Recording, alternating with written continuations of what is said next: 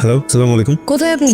আমি 17 নম্বর গলিতে আপনি এখানে চলে আসেন, আমার লোকেশন দেখতে পাচ্ছেন না? আসছি। তাড়াতাড়ি আসেন। হ্যাঁ, স্যার দিলে আপনার এখানে লোকেশনে শুধু এরিয়া নাম দেয়া, পুরো লোকেশন দিতে বলবেন? আপনি ওদিকে যেতে থাকেন, আমি বলবো আপনাকে কোথায় থামতে হবে। আপনি কি ডানে যাবো না বামে যাবো? জানি যান। আসসালামু আলাইকুম মা। জি মা, ভালো আছি, তুমি কেমন আছো? কি আগামী সপ্তাহে? না, আমার বিয়েটা নেক্সট মান্থে হোক, তোমার সাথে কাজ শেষ করতে পারিনি এখনো। জি জি মা, আমি তো গাড়ি চালাচ্ছি তো, ফোন দিই তোমাকে। জি আপনার ফোনটা একটু দেওয়া যাবে? আমার মোবাইলে চার্জ নেই, একটা কল দেবো।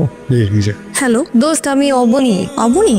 এটা কার নাম্বার? এটা আরেকজনের নাম্বার। আচ্ছা শোন, তুই কোথায়? আমি তো কক্সবাজার দোস্ত। কক্সবাজার? কবে এলি? এই তো গত পরশু আসলাম। কেন রে? না মানে তোর বাসায় আসতে চাইছিলাম। ওহো সরি, আমাকে আগে জানাবি না? আচ্ছা ঠিক আছে, পরে কথা বলবো, রাখি, বাই। বাই। হ্যাঁ রাজন, রাজন আমাদের সকালবেলা রাগ করে বাড়ি থেকে বেরিয়ে গেছে।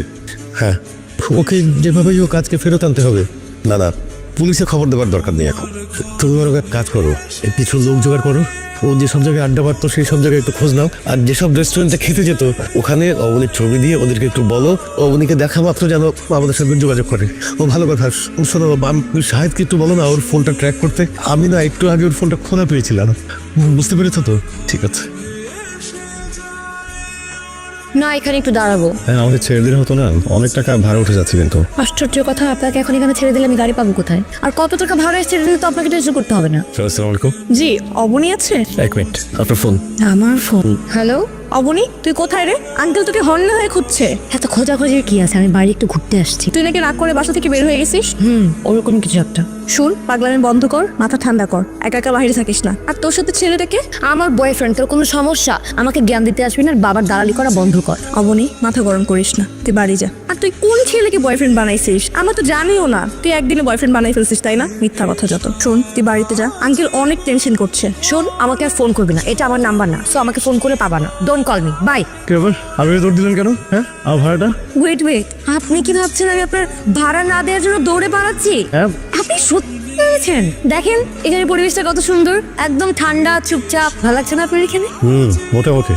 আমার গ্রামের বাড়ির পেছনে একটা নদী আছে, নদীর পাশে কৃষ্ণচূড়ার গাছ। সেখানে বসে পৃথিবীটা এত সুন্দর লাগে দেখতে, যত সুন্দর আর কোথাও বসে লাগে না। আমাকে নিয়ে যাবেন যেখানে? আপনি যাবেন? বলেছেন আপনি কোথায় যাবেন? বিগত 2 ঘন্টা ধরে আপনি গন্তব্যহীন ভাবে আমাকে এদিকে ওদিকে এদিকে ওদিকে ছোটাছুটি করাচ্ছেন। আপনার উদ্দেশ্যটা কি? আপনি কিন্তু খুব সুন্দর করে বাংলা বলতে পারেন, আপনাকে দেখলে কিন্তু মনে হয় না আপনি অশিক্ষিত। আমাকে কোনে গেলে অশিক্ষিত মনে হয়? হ্যাঁ, মাস্টার শেষ করেছি। তাই? হ্যাঁ।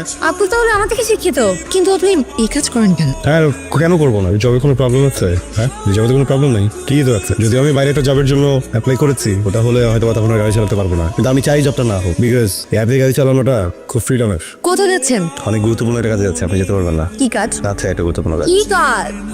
যাবেন আমার সাথে? এখানে? ঠিক আমি যাবো না। তার কোথায় যাবো? আপনি এখানে নিয়ে এসেছেন, এখানে তো যাবো, তাই না? কিন্তু কিন্তু আমার যদি যেতে হয়, আমি কোথায় যাব? নিজেই জিজ্ঞেস করুন। আপনার নাম কি? আসিফ। মিস্টার আসিফ, গান গাইতে পারেন? না না, আপনি তো গান বাজাতে পারেন। অবশ্য আপনার চেহারা দেখলে মনে হয় না যে গান গাওয়ার মতো সাধ্য আপনার আছে। আচ্ছা, রবীন্দ্রসঙ্গীতকে পুরনো গান বলে এমন মানুষের কাছ থেকে আমার জানতে হচ্ছে গান আমার সাধ্যের বাইরে, তাই তো? হ্যালো, কি হে, ঘুমিয়ে পড়লেন নাকি? কেমন গাইলাম? ভালো, শুধু ভালো?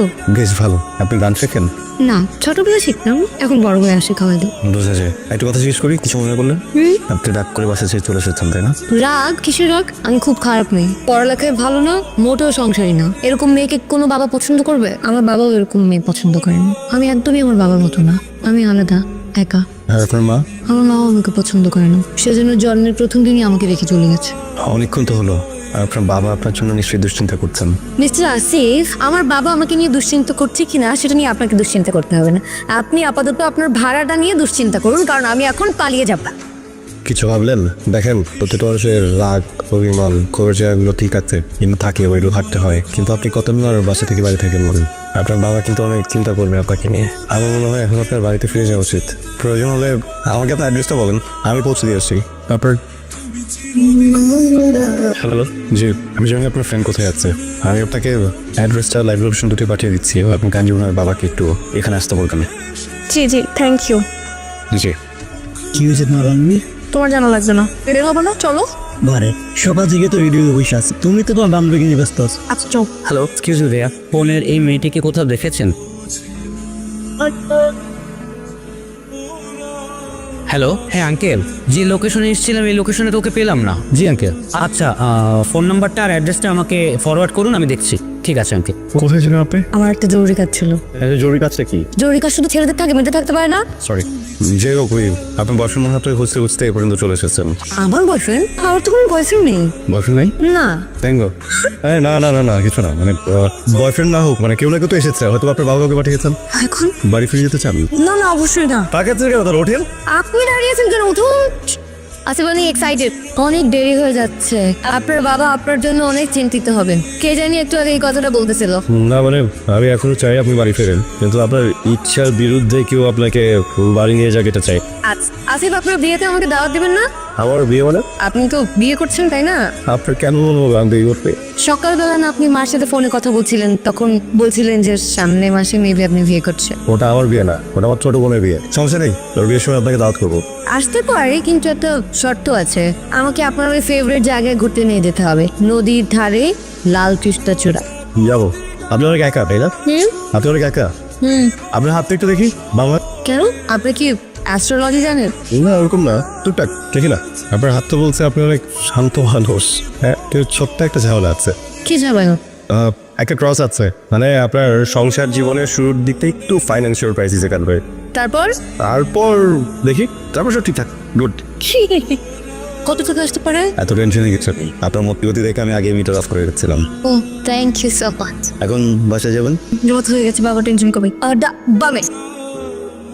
লাল তুই নাম নাও চালাদি। ও মাই গড, আপনার তো ব্লিডিং হচ্ছে। সমস্যা নেই, রাজু, ওকে হসপিটালে নিয়ে যাওয়ার ব্যবস্থা কর। কোথাও দিতে হবে না, আপনি আমাদের সাথে চলে যান, আমি মাথা দেখছি। হ্যালো, ভাড়াটা কিন্তু এখনো পেলাম না। ভাড়া পেতে হলে একটা শর্ত মানতে হবে। কি শর্ত? আমাকে আপনার পছন্দের জায়গায় ঘুরতে নিয়ে যেতে হবে। কবে নিয়ে যাবেন? আপনি যেদিন বলবেন সেদিন নিয়ে যাবো। বাবা, ভাড়া পাওয়ার জন্য এত উতলা? না, আপনাকে একবার দেখার জন্য।